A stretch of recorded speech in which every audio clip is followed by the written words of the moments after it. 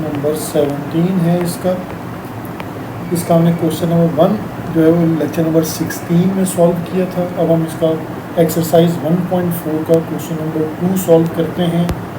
Use algebra and rule of the limits to evaluate the following limits. अब हमारे पास कुछ limits given हैं, हम उन पर सॉल्व करते हैं क्वेश्चंस को गिवन लिमिट्स पर। यहाँ x अप्रोच टू 4, ठीक है, ये हमारे पास इसकी लिमिट है। तो हम इसको सिंप्लीफाई करते हैं। देखिए यहाँ पर अलजब्रिक अगर देखें यूज़ अलजबरा, तो हम सिर्फ यहाँ फार्मूला एक्सपेंड कर सकते हैं। डिनोमिनेटर में आप a minus B whole square का फार्मूला एक्सपेंड कर सकते हैं, लेकिन उससे ज़्यादा कोई सिंप्लीफिकेशन आपको नज़र नहीं आएगी। यानी अलजबरा के अकॉर्डिंगली तो इस वक्त और ज़्यादा कोई सिंप्लीफिकेशन नहीं है। तो अब हम लिमिट अप्लाई करने की तरफ जाते हैं कि apply limit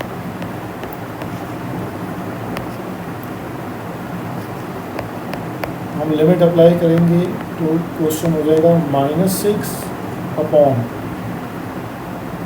4 minus 4 whole square. देखिए डिनोमिनेटर में 0 आ गया।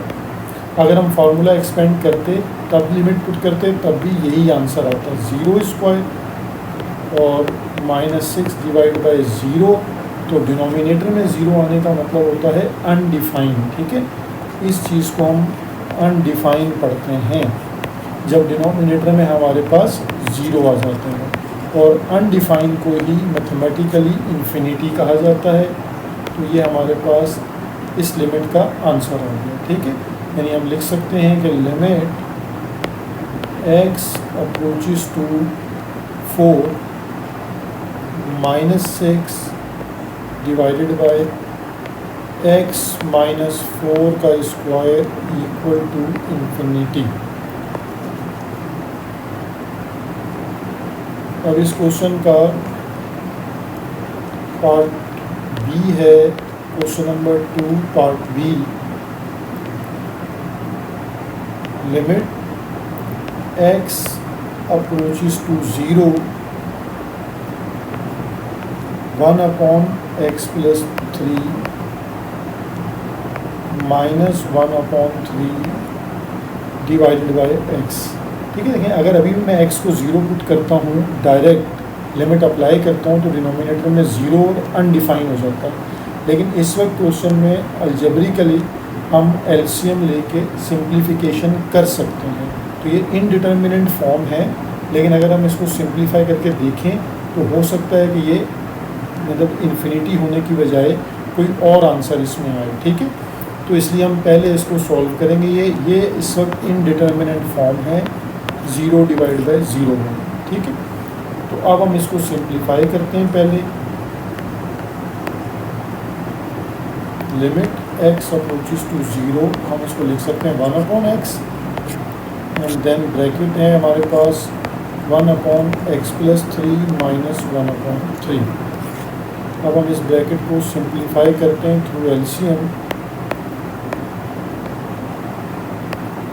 1 अपॉन x, और यहाँ हम एलसीएम लेते हैं इसका 3 इंटू एक्स प्लस 3, तो 3 माइनस एक्स प्लस 3।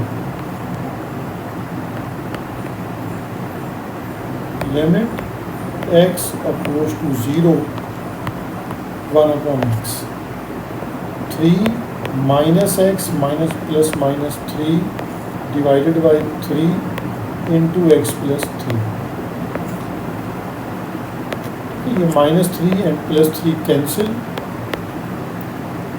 और हमारे पास ये question 1 upon x minus x over 3 into x plus 3, then x और x cancel.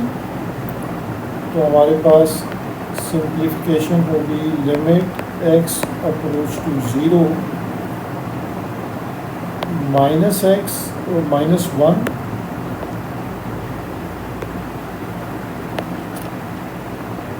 Over 3 into x plus 3। अब अगर हम लिमिट अप्लाई कर दें, अप्लाई लिमिट, तो हम लिमिट अप्लाई करके हमारा आंसर इनडिटर्मिनेंट फॉर्म से चेंज हो जाएगा। -1/3 into 0 + 3 and the result is -1/0 + 3, 3 3 3 9। ठीक है, ये हमारे पास इसका आंसर बन जाता है। तो हम लिख सकते हैं कि लिमिट ये है अलजेब्रिकली इसको सॉल्व करना। Limit x approaches to 0 1/x + 3 -1/3 divided by x equal to -1/9। ये हमने इसका पार्ट बी जो है वो सॉल्व कर दिया। अब हम बढ़ते हैं इसके पार्ट सी की तरफ। Question number 2 part C, limit x approaches to 5 √x -√5 divided by x - 5। तो आप ये देख सकते हैं कि ये भी इनडिटर्मिनेंट फॉर्म है, क्योंकि इसमें अगर आप 5 पुट कर देते हैं तो न्यूमिनेटर भी 0 हो जाएगा और डिनोमिनेटर भी 0 हो जाएगा। तो अलजेब्रिकली अगर हम इसको देखें तो हम इसको सिंप्लीफाई कर सकते हैं थ्रू रैशनलाइजेशन। ठीक है, रैशनलाइजेशन द न्यूमिनेटर, यानी हम इससे वर्किंग अपनी स्टार्ट करते हैं। Lies the numerator,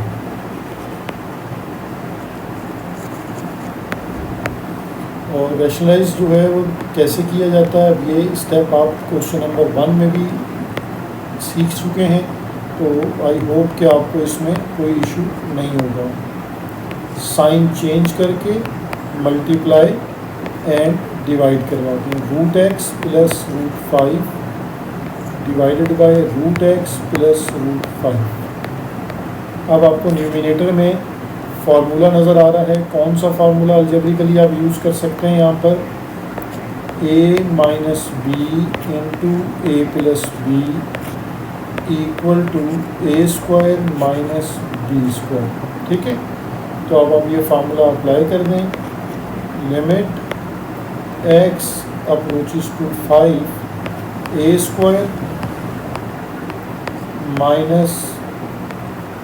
b² divided by x - 5 into √x + √5। अब देखें, स्क्वायर से रूट कैंसिल, स्क्वायर से रूट कैंसिल, तो हमारे पास नेक्स्ट सिंप्लीफिकेशन का स्टेप है x - 5 divided by x - 5 √x + √5। तो अभी देखें कि x - 5 और x - 5 कैंसिल, जिसकी वजह से इनडिटर्मिनेंट फॉर्म बन रही थी। तो अब हम उससे बाहर आ गए। अब हमारे पास कोई स्पेसिफिक आंसर आएगा, यानी ये आ गया 1/√x + √5। अब हम लिमिट इस पे अप्लाई कर दें। Apply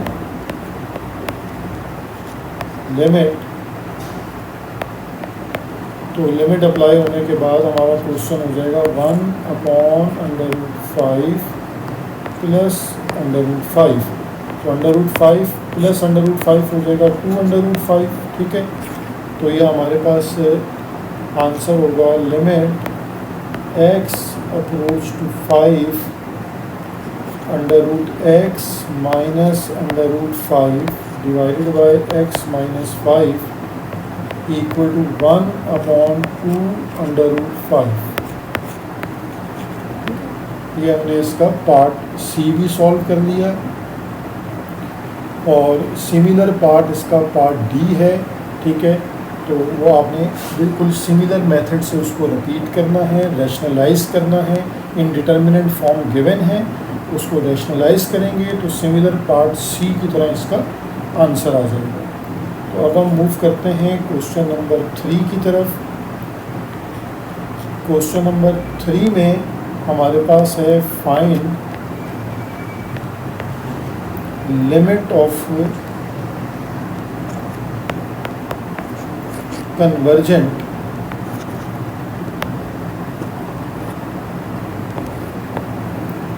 of following sequence.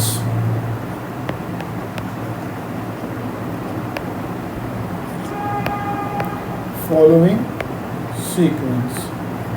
अब आपके पास सिर्फ एक बात समझनी है कि कन्वर्जेंट का मतलब क्या है. इफ लिमिट इज एग्जिस्ट, अगर लिमिट एग्जिस्ट करती है तो सीक्वेंस कन्वर्जेंट कहलाता है, और अगर लिमिट एग्जिस्ट नहीं करती मींस इन्फिनिटी हो जाता है और अनडिफाइन हो जाता है. लिमिट एग्जिस्ट नहीं करती, लिमिट पुट करने के बाद कोई स्पेसिफिक आंसर नहीं आता तो उसे हम डाइवर्जेंट कहते हैं. ठीक है, यहाँ ये कॉन्सेप्ट क्लियर हो गया. अब हम इसके बाद इसके पार्ट ए को देखते हैं. Question number 3 part A. हमारे पास सीक्वेंस है 5n अपॉन n प्लस 7. ठीक है, ये हमारे पास सीक्वेंस है, गिवन सीक्वेंस. ठीक है, अब हमने इसकी जो कन्वर्जेंट को चेक करना है कि इसकी लिमिट एग्जिस्ट करती है या नहीं, तो हम इसको इन्फिनिटी पे चेक करते हैं. ठीक है, तो हमारे पास ये क्वेश्चन बेसिकली हो जाएगा, अब आप इसको लिखेंगे कैसे. Limit n approaches to infinity 5n upon n plus 7. ठीक है, अब ये क्वेश्चन आपको चेक करना है लिमिट एग्जिस्ट करती है या नहीं. ये अब आपको थ्रू स्टेप्स इसके लास्ट में डिफाइन होगा. अब आपने करना स्टेप इसमें क्या है कि आप अगर इसमें n की जगह इन्फिनिटी पुट कर दें, पूरा क्वेश्चन अनडिफाइन हो जाएगा. तो इसके लिए हम वर्किंग क्या करेंगे, एक स्टेप इसमें सिर्फ आप इम्पोर्टेंट स्टेप को समझ लें, बाकी तमाम पार्ट्स में यही स्टेप होगा. हम ये कोशिश करेंगे कि n कैंसिल हो जाए. तो ऊपर 5n है, नीचे n प्लस 7 है. अगर नीचे डिनोमिनेटर में से हम n को कॉमन ले लें, n को कॉमन ले लें डिनोमिनेटर में से, तो ये कैसे पॉसिबल है. n कॉमन लेंगे तो फर्स्ट टर्म 1 हो जाएगी और सेकंड टर्म में से n डिवाइड कर देगा, यानी 7 डिवाइडेड बाय n. ठीक है, ये सबसे इम्पोर्टेंट स्टेप था. अब आपके पास n और n कैंसिल हो जाएगा. और ये क्यों मैंने किया है इसकी भी मैं रीज़न आपको भी अगले स्टेप में बताऊंगा. यहाँ इसको हमने लिखा 5 अपॉन 1 प्लस 7 अपॉन n. अब आप अपनी लिमिट को इस पर अप्लाई कर दें. Apply limit. लिमिट क्या अप्लाई कर रहे हैं आप, n अप्रोचेस टू इन्फिनिटी. तो 5 अपॉन 1 प्लस 7 अपॉन इन्फिनिटी. यहाँ आपको बात समझ आएगी कि अगर 1 अपॉन इन्फिनिटी हो तो वो 0 होता है. ठीक है, इस तरह किसी भी नंबर, यानी 7 अपॉन इन्फिनिटी है तो ये 0 हो जाएगा. ठीक है, तो हमने इसीलिए n कॉमन लिया था कि n डिनोमिनेटर में चला जाए, ताकि वो 1 अपॉन इन्फिनिटी जब मैं पुट करूँ तो रिज़ल्ट 0 हो, तो मेरा पूरा फंक्शन इन्फिनिटी होने से बच जाएगा. यानी अब मैं इसको लिख सकता हूँ 5 1 प्लस 0. तो यहाँ देखिए लिमिट डिफाइन हो गई. ठीक है, एक स्पेसिफिक आंसर आपके पास आ गया. तो हमारे पास इस क्वेश्चन का सॉल्यूशन आ गया. Limit n approaches to infinity 5n upon n plus 7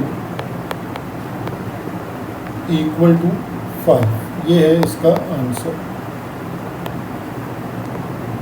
अब हम इसका पार्ट बी सॉल्व करते हैं. बिल्कुल सिमिलर पैटर्न पर सॉल्व होगा. Question number 3 part B. हमारे पास सीक्वेंस गिवन है 4 - 7 अपॉन n और 8 प्लस n। अच्छा, इसको मैं आपको ये भी एक चीज़ डिफाइन कर दूँ यहाँ पर, ये इसको सीक्वेंस कहा जा रहा है, ठीक है। इसे सीक्वेंस क्यों कहा जा रहा है? क्योंकि ये आपके पास nth टर्म कहलाती है सीक्वेंस की। nth टर्म या इसको कहते हैं फॉर्मूला टर्म।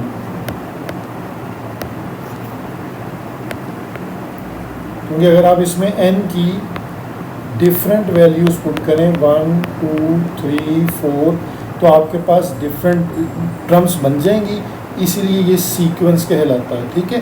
तो इसको आप सीक्वेंस की शेप पे लिख के सबसे लास्ट में ये nth टर्म लिख सकते हैं कि हम इससे मज़ीद सीक्वेंस की टर्म्स जनरेट कर सकते हैं। तो इसको सीक्वेंस इस सेंस में कहा जा रहा है, ठीक है। अब हमने इसको चेक करना है कि ये सीक्वेंस कन्वर्जेंट है या डाइवर्जेंट है, या इसकी लिमिट एग्जिस्ट करती है या नहीं, ठीक है। तो मैंने आपको बताया अगर लिमिट एग्जिस्ट करती है तो कन्वर्जेंट, और अगर अनडिफाइन हो जाए तो वो डाइवर्जेंट होगा। अब हम इसको कैसे सॉल्व करेंगे? हम इसके लिए सेम लिमिट को अप्लाई करेंगे। Limit n approaches to infinity 4 minus 7n divided by 8 plus n। अगर देखें आप डायरेक्ट लिमिट अप्लाई करेंगे तो numerator denominator both infinity put होने के बाद इन्फिनिटी ओवर इन्फिनिटी, ठीक है। ये भी इनडिटर्मिनेंट फॉर्म कहलाती है। हमने इससे पहले 0 बाय 0 पढ़ा था। ये फॉर्मेट भी इसका याद रखें, इनडिटर्मिनेंट फॉर्म जिसमें इन्फिनिटी ओवर इन्फिनिटी बन रहा होगा, ठीक है। तो इसको हम कैसे सॉल्व करेंगे? सिमिलर वे में हम लिमिट एज इट इज़ रहने देंगे और न्यूमिनेटर में से भी n कॉमन लेंगे और डिनोमिनेटर में से भी n को कॉमन लेंगे, ठीक है। अब n कॉमन लेंगे तो 4 के पास कॉमन नहीं था n, तो इसलिए 4 डिवाइडेड बाय n माइनस 7 हो जाएगी टर्म, और यहाँ 8 डिवाइडेड बाय n प्लस 1। जब आप कॉमन लेंगे तो n और n कैंसिल हो जाएंगे। अब आप अपनी लिमिट को नेक्स्ट स्टेप में पुट कर सकते हैं। Limit n approaches to infinity 4 upon n minus 7 divided by 8 upon n plus 1। अब आप इसमें लिमिट अप्लाई कर दें। अप्लाई लिमिट, और लिमिट आपके पास क्या है? n approaches to infinity. जब हम इसमें लिमिट अप्लाई करेंगे तो हमारे पास 4 upon infinity minus 7 divided by 8 upon infinity plus 1। तो मैंने अभी आपको बताया कि 4 अपॉन इन्फिनिटी और 8 अपॉन इन्फिनिटी बोथ आर 0, ये दोनों 0 हो जाएंगे। तो 0 minus 7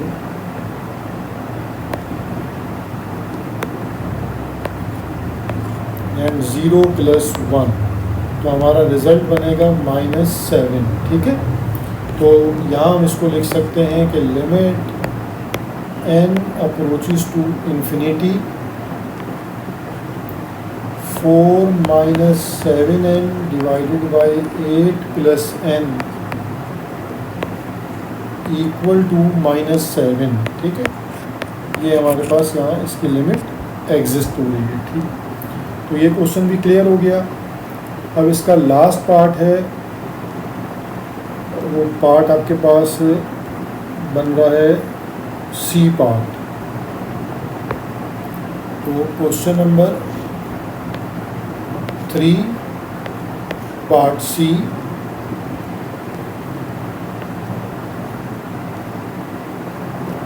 (8n minus 500 under root n divided by 2n plus 800 और अंडर रूट n, ठीक है। ये हमारे पास एक सीक्वेंस की nth टर्म गिवन है। हम इसको सिमिलर पैटर्न पर सॉल्व करेंगे। Limit n approaches to infinity 8n minus 500 under root n 2n plus 800 under root n, ठीक है। अब आपने देखें डायरेक्ट अगर इसमें n इन्फिनिटी पुट कर दें तो न्यूमिनेटर एंड डिनोमिनेटर बोथ जो हैं वो इनडिटर्मिनेंट फॉर्म बना लेते हैं इन्फिनिटी ओवर इन्फिनिटी की। तो हम उसी तरह n को कॉमन लेंगे इसमें से। तो n कॉमन किस तरह लिया जाएगा, ये स्टेप देख लीजिए कि सिमिलर क्वेश्चन मतलब तीनों पार्ट्स में एक ही जैसी वर्किंग है। अगर हम इसमें से n को कॉमन ले लेते हैं तो हमारे पास क्या आएगा 8 minus 500 under root n divided by n। ये न्यूमिनेटर से कॉमन आ गया। अब हम सेम वर्किंग डिनोमिनेटर में करते हैं 2 plus 800 under root n divided by n। अब आपको एक सिंप्लीफिकेशन का स्टेप मैं बता देता हूँ। Root n divided by n है तो हम इसको रूट n को हम इस तरह लिख सकते हैं root n into root n, क्योंकि root n into root n क्या होगा रूट n का स्क्वायर, और स्क्वायर से रूट अगेन कैंसिल हो जाएगा। यानी इसकी सिंप्लीफिकेशन ये बन सकती है 1 अपॉन रूट n। यानी हमारे पास जहाँ रूट n अपॉन n है वहाँ पे हम लिख सकते हैं 1 अपॉन रूट n, ठीक है। तो एक स्टेप ये सिंप्लीफिकेशन का इसमें ऐड कर लें। Limit n approaches to infinity, और यहाँ n से n cancel, 8 minus 500 upon root n और 2 प्लस 800 अपॉन रूट n। अब सेम आप लिमिट को अप्लाई कर दें। अप्लाई लिमिट,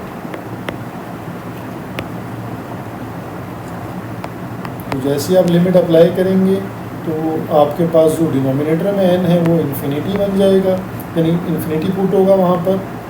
तो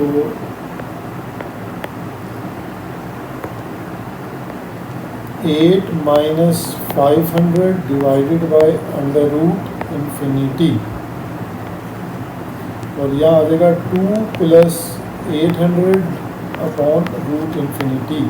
अब रूट इन्फिनिटी भी क्या होता है, इन्फिनिटी होता है, ठीक है। यानी अगर आप रूट इन्फिनिटी को समझें तो ये भी इन्फिनिटी रहेगा। और फिर ये स्टेप बन जाएगा 8 minus 500 upon infinity divided by 2 plus 800 upon infinity. अब हम प्रीवियस क्वेश्चन में डिफाइन या डिस्क्राइब कर चुके हैं, एक्सप्लेन कर चुका हूँ मैं कि ये फॉर्मेट भी ज़ीरो रहता है और 800 अपॉन इन्फिनिटी डिनोमिनेटर में इन्फिनिटी है तो ये रिज़ल्ट ज़ीरो रहेगा।